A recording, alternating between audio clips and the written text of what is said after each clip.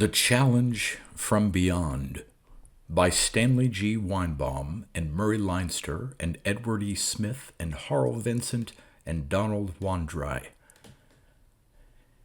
It should be stated right away that this is not the collaborative story of the same title by H.P. Lovecraft, Robert E. Howard, C.L. Moore, Robert Barlow, A. Merritt, and Frank Belknop Long, although it was showcased alongside it in the same magazine.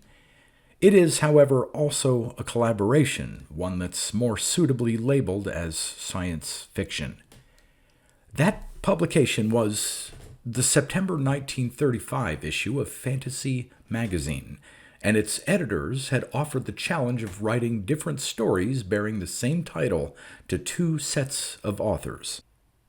It then appeared in two issues of Perry Rhodan magazine, numbers 100 and 101, both in August 1976.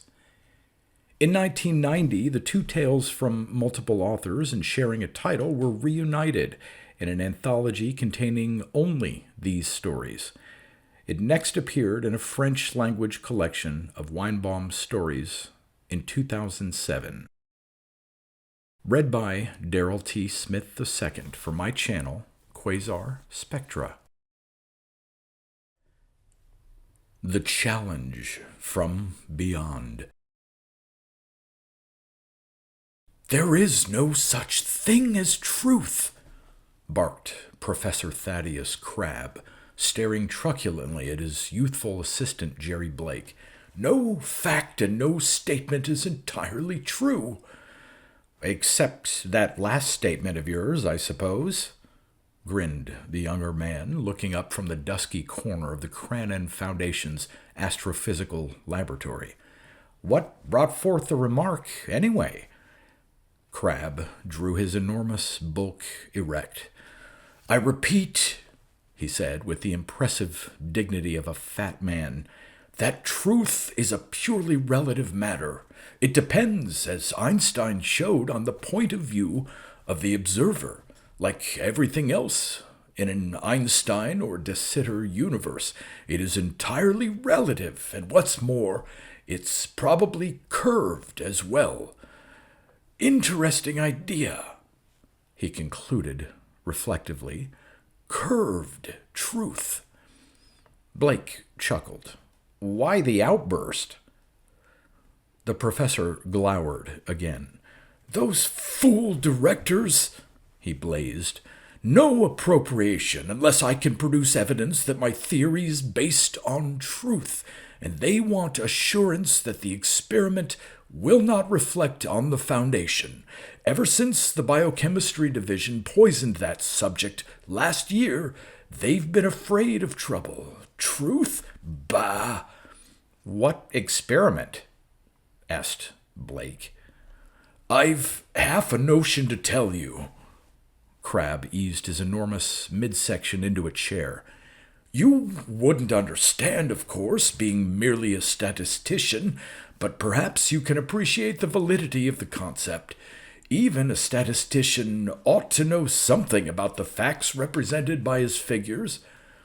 "Well, a professor seldom knows anything about the figures represented by his facts," observed Blake cheerfully. "Curved space," muttered Crabbe. "Curved time, the infinitely dead past, and what's more," he said, "curved size. Why not?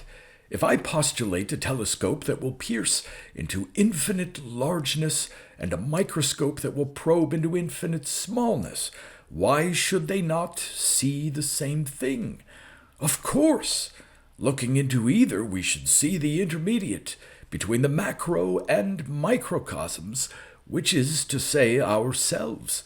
We stand halfway between electron and star, and therefore why not curved truth?" "Why not?" queried Jerry imperturbably. "You don't seem to take me seriously," said the professor suspiciously. Naturally, you fail to understand the paradoxes of relativity, the very paradoxes which my experiment was to have explored, if those fools of directors had allowed me to hire a subject. I thought, said Blake, that you were going to explain what your experiment was. Explain? How am I to explain to a fool who merely juggles figures? But listen if you care to. You will not understand, however, for to quote Jeans, most of the symbols used by the mathematical physicist today convey no physical picture to his mind. But for the purpose of explanation, Shapley has made the more pertinent statement to the effect that the spiral nebulae do not obey all known laws of mechanics. He makes a very significant suggestion when he observes that these vast nebulae act as if matter were somehow being forced through them into our three-dimensional space from beyond. It was that observation that led me to a study of vortices, for the colossal spirals of the extragalactic nebulae are each but an inconceivably vast vortex. It occurred to me to attempt to duplicate nebular conditions on a laboratory scale, and that is the heart of the experiment. A vortex, but not a vortex in the ordinary sense of the word. Of course not, agreed Blake amiably. No, not an ordinary vortex. In the first place, it has to take place in a gas so rare that one might call it practically a complete vacuum, for of that degree of rarity are the gaseous hearts of the nebulae, and of course the star streams that are the spiral arms are beyond human duplication. Crabbe paused, frowning. But a nebulae is more than a vortex of rarefied gases. There is as well a vast gravitational vortex, which is also beyond mortal powers.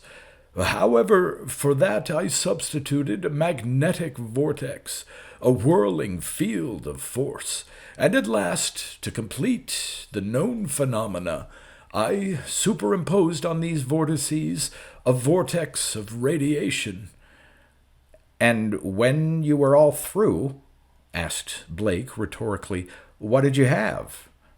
Crabbe's watery blue eyes flashed to his face, and the round visage of the professor quivered into a smile.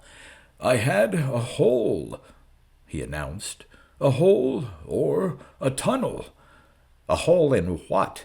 A tunnel to where? Well, in what I cannot say. To where I don't know.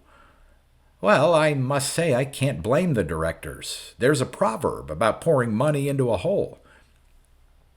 Crabbe ignored him. In the center of the vortex I produced a hole, he continued. Unfortunately, rabbits and cats lack what we humans are pleased to call our intelligence, and those I sent through were unable to devise a means of returning, if they were in physical condition to return. Since this end of the hole is in vacuo, it was necessary to send them through in closed jars, an environment not conducive to long survival unless they managed to escape. And several times I tried the scheme of attaching a cord to the container and drawing it back again. The cat or rabbit reappeared indubitably frightened, but whether more frightened than it would have been if lowered into a sewer and withdrawn, I am unable to say. Can you see into the hole? A limited distance, said Crabbe. The optical effect is rather startling, for the cat and jar seem almost to diminish instead of to recede.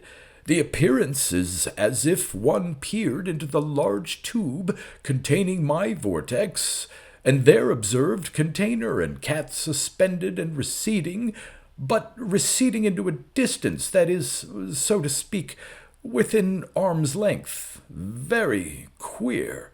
If the fool directors had allowed me to hire a human volunteer to go through, observe, and be withdrawn to report—" The professor turned a sudden watery glare at Blake. "By heaven, you can go!" "I? You're crazy."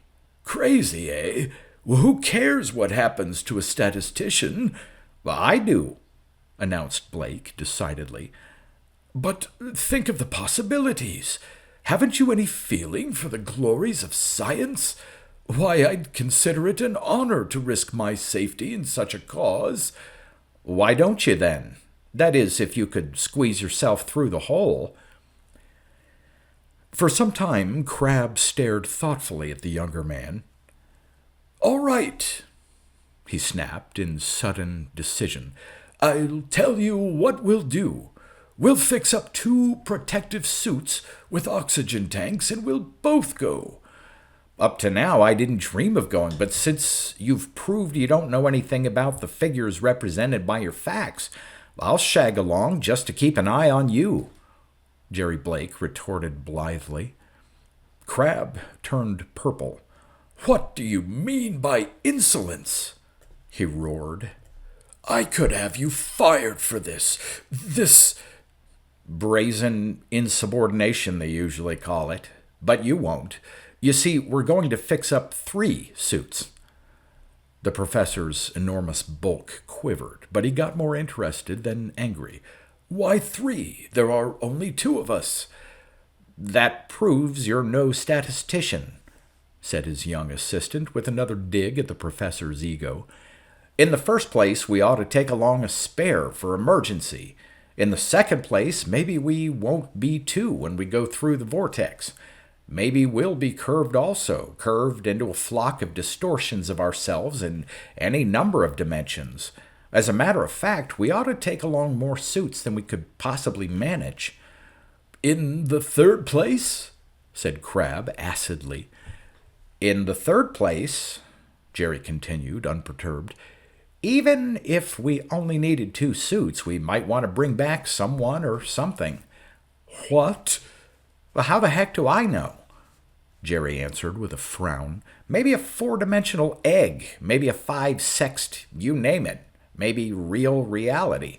4, 5, real?" spluttered Crabbe.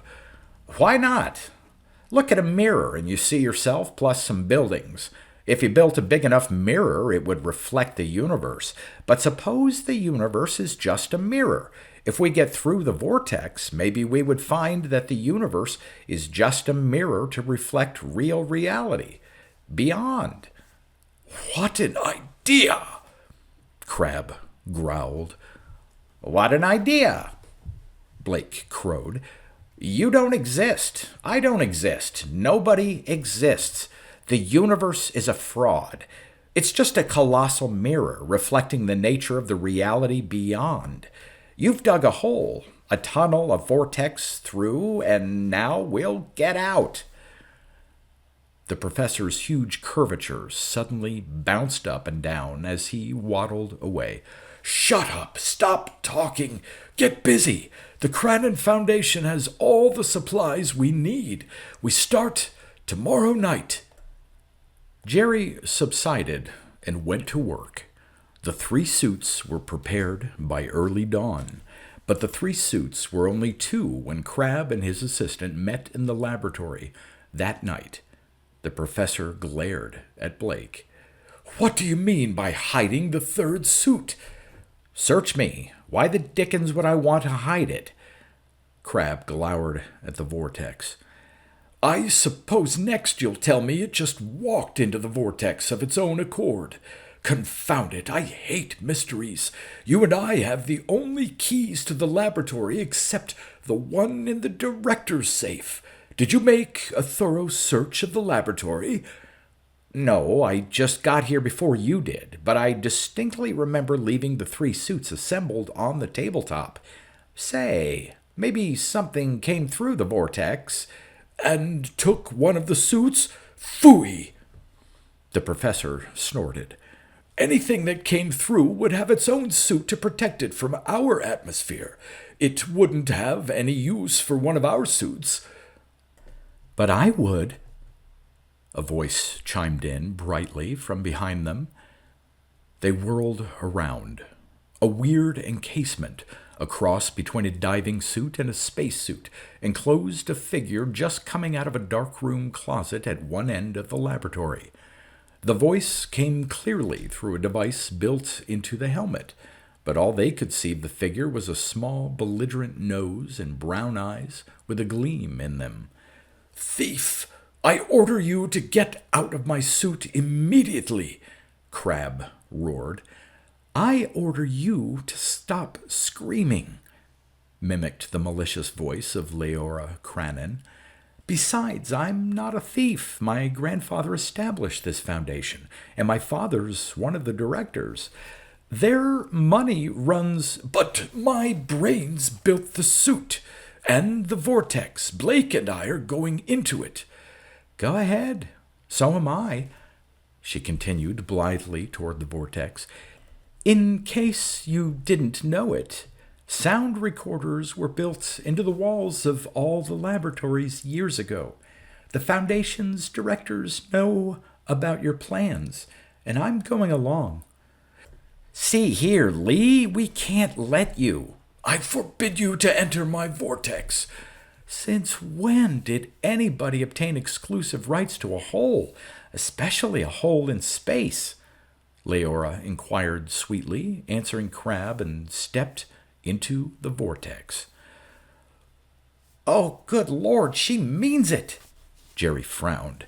"Get going. We'll have to pile into our suits and scram after her right away, or we'll lose her." As they worked feverishly, they saw a strange phenomenon. Leora, in the vortex, receded into the far distance and drew closer to their eyes. It was a queer dual illusion of infinite distance as extreme closeness, with Leora departing toward them. She paused, however, and looked toward them just as they were entering the vortex, and just as they feared she would pass above or below the range of vision. Her courage weakened when she found herself alone in the vortex, but when she saw Crab and Jerry on the trail, she resumed her way.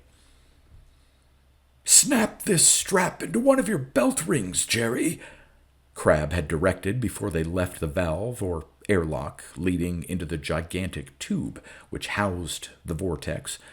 "I foresee difficulties in keeping ourselves together. Otherwise, we are about to come into personal contact with I." Now, inside the vortex, the prophecy of the rotund scientist was amply fulfilled. The two men could see each other, it is true, and they could see the strap connecting them, but ordinarily directional perception was entirely meaningless in this new and startling continuum. The strap stretched an infinity of distance, yet a distance inexplicably approaching zero as a limit, and when they attempted to approach each other, that strap tightened, forcing them apart.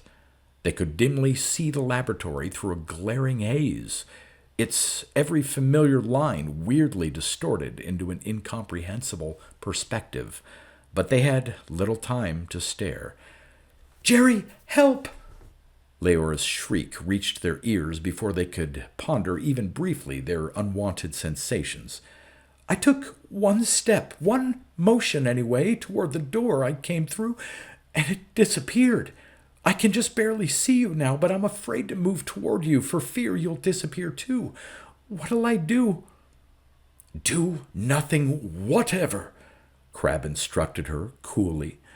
"While neither the purely mechanical brain of a statistician nor the puny brain of a woman could be expected to understand the fact, this region is characterized by the actuality of I, which you, Jerry, at least know to be the square root of -1. Therefore, the line of sight and all other vectors must be corrected by that amount, since it is, of course, impossible for Miss Leora to determine the true direction. I shall move toward her, towing you by the strap." He moved off at an inexplicable angle, and in a moment Leora was clinging frantically to Jerry's arm. "But now what do we do?" she wailed. "We can't see the door, lab, or anything." "Elementary, my dear child, elementary," soothed Crabbe loftily. "It is simply a matter of latitudes and departures, which I have already computed mentally with sufficient exactitude. Come with me. I can find the way back very easily." He moved along another sense-wrenching line, and soon an opening did indeed appear, but it was not the three-dimensional airlock separating the vortex from the astrophysical laboratory. Instead, there was revealed beyond that portal an infinity of purplish-green light filled with matters which their minds failed to grasp. And through that opening there rushed out past them and through them a torrent of something that was both invisible and impalpable, yet at the same time as tangible as solid iron. "Ah, yes. No fact and no statement is entirely true," mimicked the irrepressible Jerry. "Not even the one that you were able to find your way back quite easily." "A mere detail." The professor airily waved one grotesquely mittened hand. "Not being a statistician, it is not surprising that I overlooked the negative route. That, however, is a trifle, to be corrected at will. But now that I am here, what a contribution to science I can make by analyzing and reporting upon this extra-dimensional universe tapped by my vortex." Now, at the very orifice of the vortex, a scene spread before them, at sight of which even the supremely egotistical Crabbe was awed to silence. A scene, in essence, in fact, and in detail to human intelligence incomprehensible, paradox made manifest and material. And gradually something inherent in the stream rushing down the sinuous tube endowed their minds with a superhuman clarity and scope of perception. They gradually became cognizant of an entire universe, macroscopic and microscopic. Galaxies, solar systems, planets, molecules, atoms, and electrons, each with its teeming billions of intelligent entities, down to the ultimately tiny building blocks of the ether itself, whose existence Crabbe's vast mathematical knowledge had enabled him so dimly to comprehend. All these things were spread before them in the one space and at the same time, nor, with all their newly acquired knowledge, could the three intruders perceive where they themselves stood in the fantastic scheme of this unbelievable cosmos, whether they were in fact larger than this entire outlandish super-universe, or whether they actually were insignificant motes upon the surface of one of the tiniest of its electron worlds. Nor could they understand their motion through this strange continuum, which they knew to be an earthly vacuum. Certainly they did not walk, nor did they fly, nor soar, but at will they moved, and indeed sometimes involuntarily. Thus they now moved through the orifice, and saw that its lip was surrounded by massed and tiered mechanisms, each of which was directing flaming forces against the vortex, forces which clawed and tore at the structure in mad abandon, but which as yet had made no headway against the powerful generators which had brought it into being. "Ah, I understand it all," Crabbe exclaimed. "The vortices of the nebulae are tunnels into the beyond, tunnels built by the intelligent beings of this cosmos.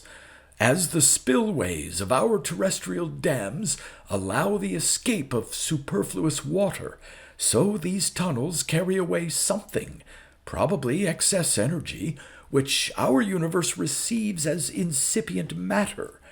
Our vortex has punctured something which should have remained whole, and they are attempting to repair the breach. But suppose they fix it, Leora cried, apprehensively. Then we won't be able to get back home, ever. Oh, I wouldn't say that.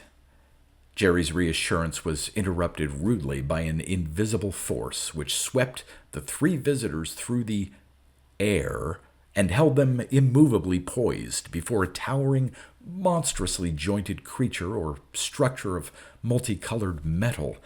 Simultaneously, a thunderously silent voice reverberated in their brains.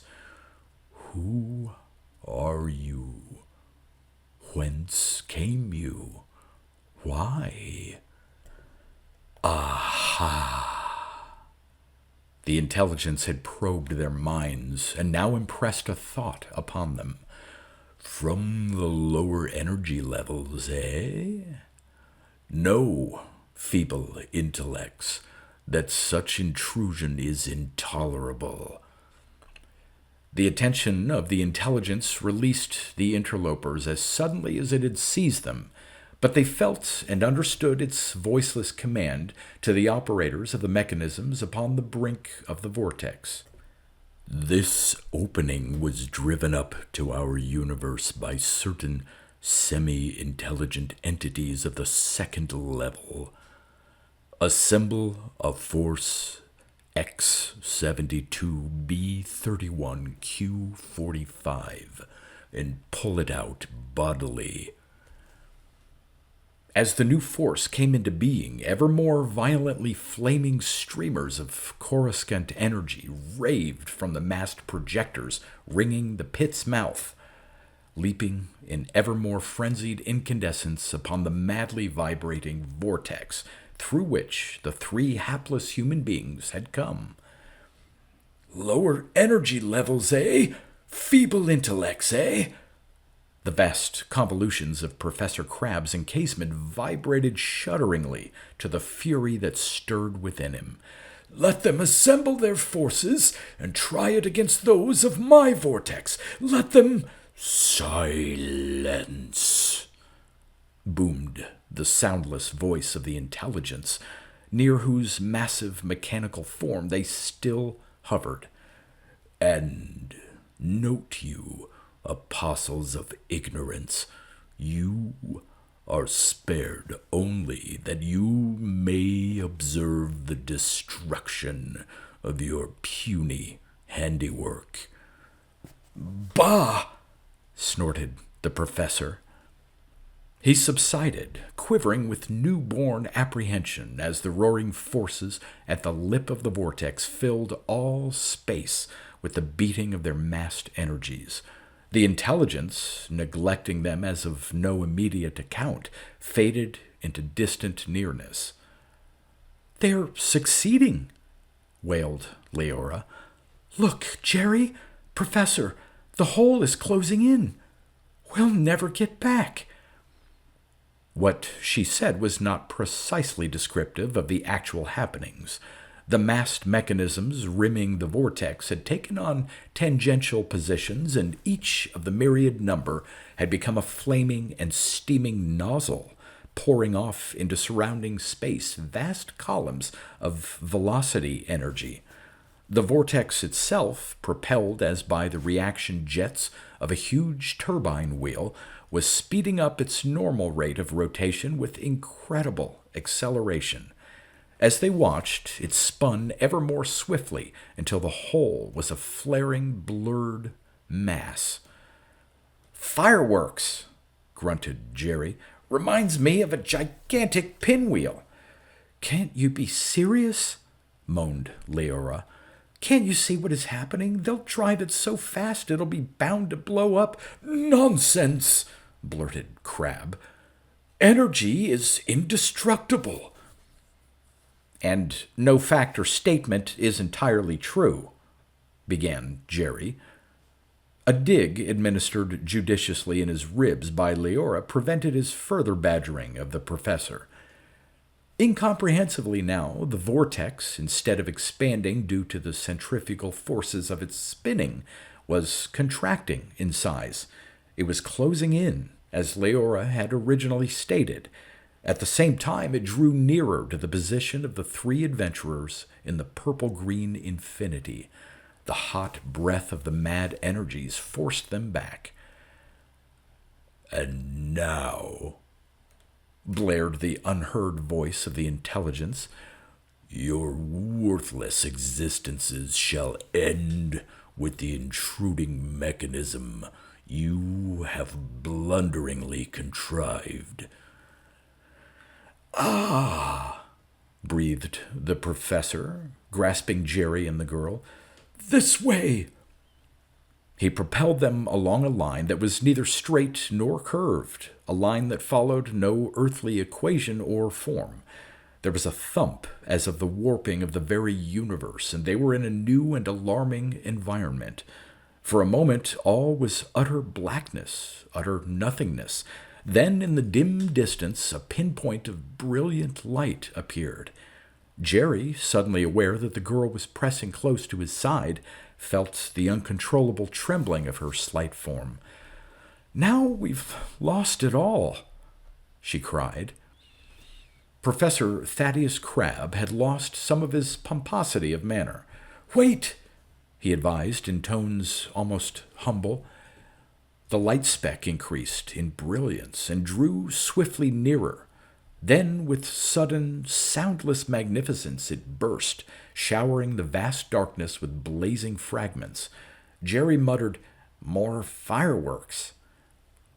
The myriads of light flecks came to rest, studding the distant vastness with stars, constellations, nebulae. They were in a new and unknown universe, as cut off from their own sphere of existence and from the strange universe they had just left, as if they had indeed ceased to exist at all as human entities. Leora gulped audibly, but gamely did not cry out her fears. "Somewhere off there," remarked the professor with a hint of helplessness in his voice, "is our own universe, our vortex. I do insist they could not have destroyed it. Our laboratory. Somehow we shall reach it. Them."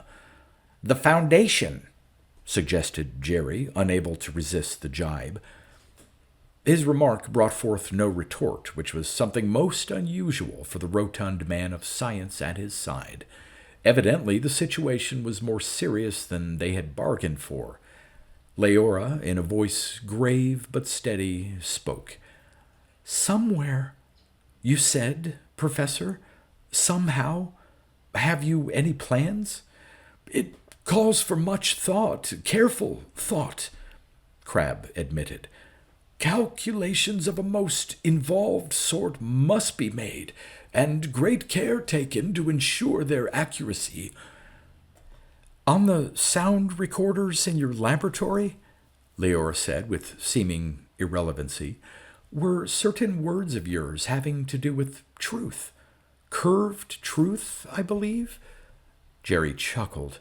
"Twisted truth." "I'm serious," the girl reproved. "What I'm getting at is this theory of the curvature of space, even this space we're in.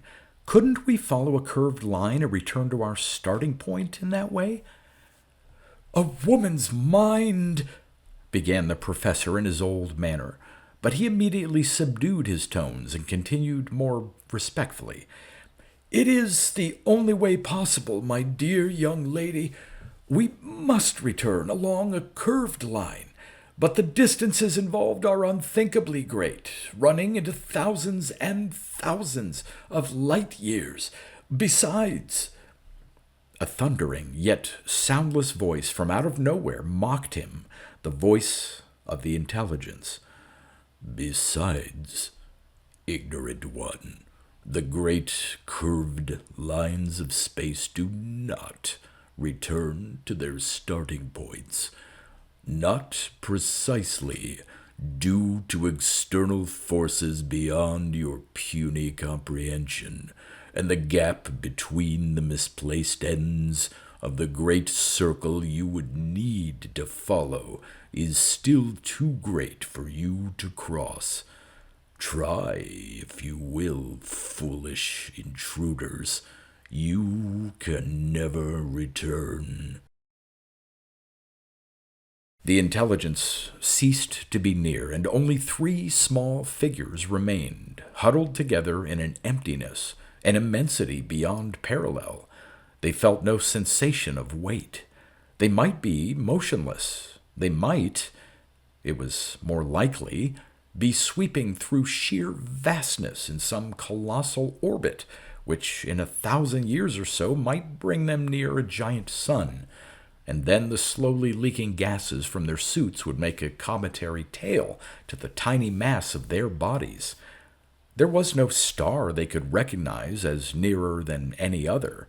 There was no possible source of help or rescue, and they had no more of life remaining to them than there was oxygen in the pitifully small tanks strapped to their backs.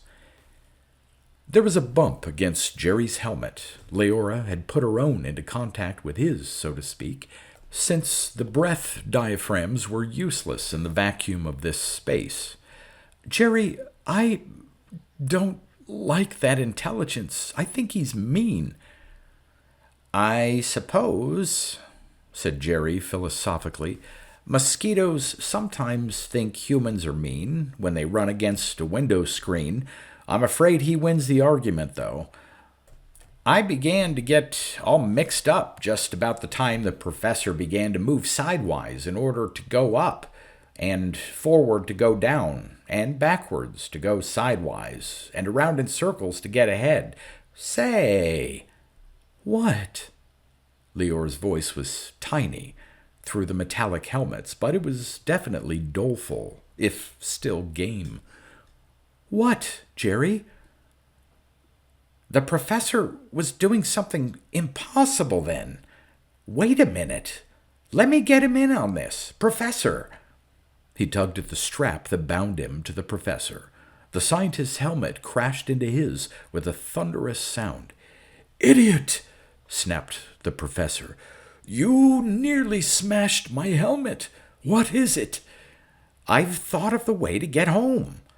"A statistician doesn't think," said the professor testily.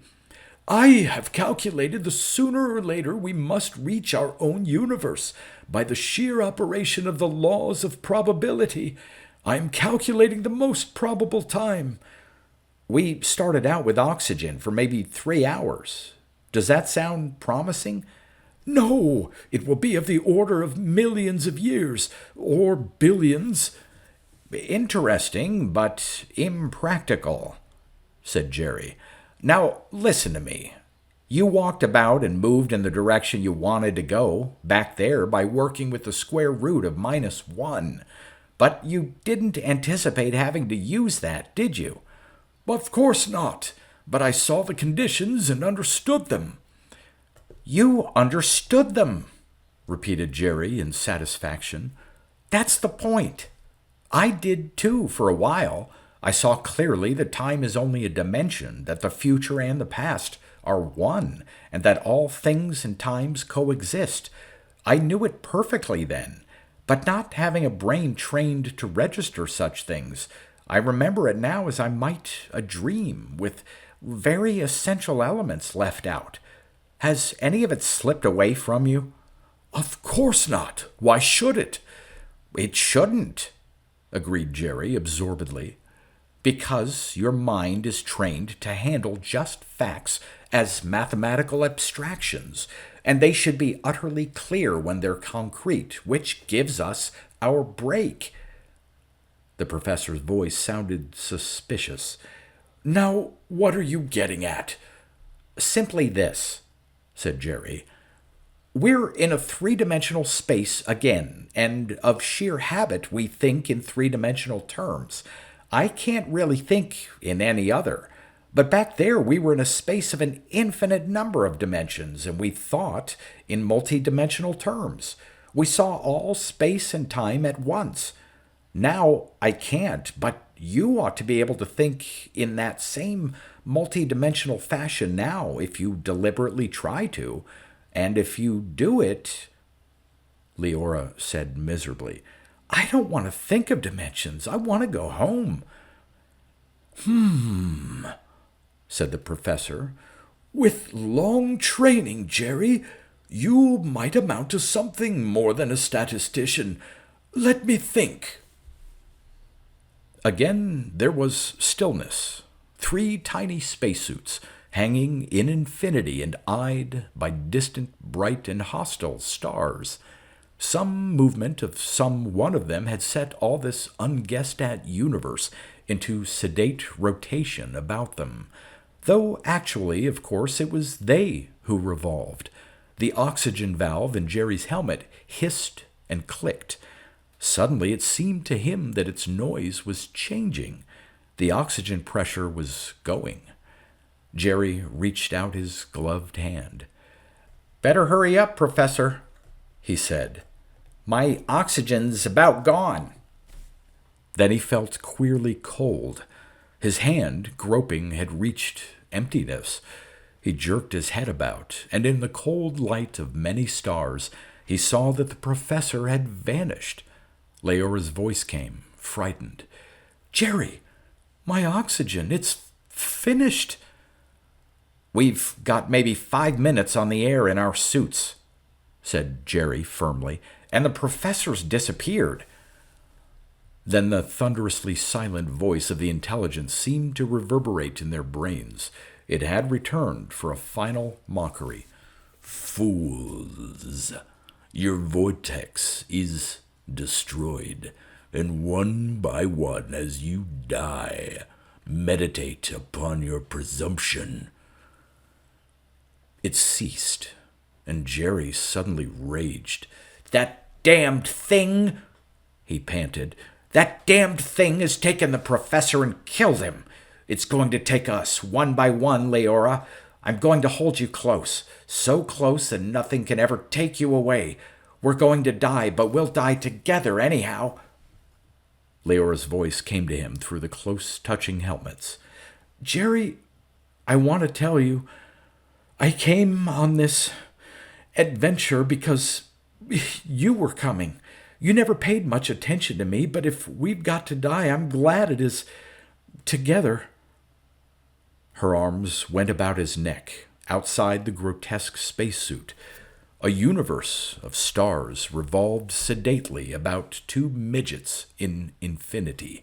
2 close-clasped marionettes formed awkwardly of rubber and steel and glass, who clung to each other while the many-colored lights of many stars played on them.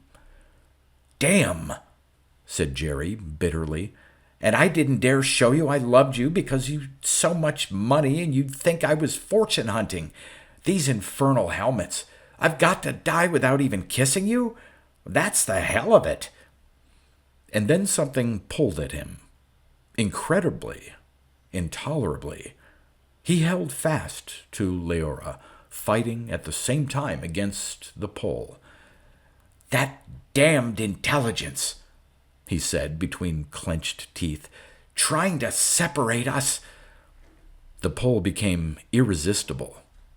They clung together with every ounce of their strength. Something gave. A wrenching nausea, an incredible, soul-warping dizziness. Then a feeling of weight. They fell sprawling to the floor. There was a floor beneath them. Light shone upon them. Hands tugged at them. "Feeble intellect, eh?" the professor's voice sputtered. "Lower level, eh? I'll show him." Jerry stared about him. He jerked off his helmet. He made haste, clumsily, to get Leora's helmet off. He kissed Leora several times. They were back in the laboratory, and Professor Crabbe, his own spacesuit completely removed, gesticulated madly. "Look!" he commanded furiously. "He destroyed my vortex! Look!" Jerry felt his hand dragging at his shoulder to make him look. Reluctantly, he turned his head, but he still held Leora close. You got back, sir?" he asked. The professor glared at him. "That question," he said witheringly, "would be asked only by a statistician. You were right in one matter. From force of habit, I was thinking in terms of 3 dimensions, when I had just had the unparalleled opportunity to see mathematical abstractions as concrete facts. Immediately, you reminded me of the practical aspect of the knowledge I had just gained. Of course, I was able to imagine the exact direction in which I must move in order to be in my laboratory. In fact, I reached out my hand and pulled myself into the laboratory by the doorknob. I removed my suit to write down my notes, and then I noticed the vortex was gone. And then I remembered you. So I pulled on the strap attached to my suit. You arrived, and you asked if I got back. Jerry said apologetically, "It does sound silly, sir." Professor Crabbe thawed a little. After all, he conceded, one must not expect too much of a statistician, and you did make one useful suggestion. From that empty space in that other universe, I had only to reach out my hand to this doorknob to be at home. And now, purely by that knowledge, travel in all dimensions is simplicity itself. I shall return to that space in which we were, and then come back, just to show you how simple it is. Look!" He grasped the doorknob, smiling scornfully. Jerry suddenly flung himself forward. Wait! Wait! Don't do it yet! But the professor had vanished, like a blown-out candle flame, and Leora instinctively moved closer to Jerry. Jerry went white. The professor remained invisible. He did not come back. 1 minute. 2, 3, 4. "The devil," said Jerry slowly and helplessly. "Isn't that the devil? Just by knowing how, he could travel between universes. But of all conceivable places, he had to choose to go back to that place where we were marooned. Why shouldn't he?" asked Leora. "Why not? The intelligence?" "No," said Jerry bitterly. "The spacesuit. He had taken it off. And how long could he live in that vacuum between the stars? He's dead, confound it, and he's the one man who could have answered the challenge of that damned intelligence. The challenge from beyond."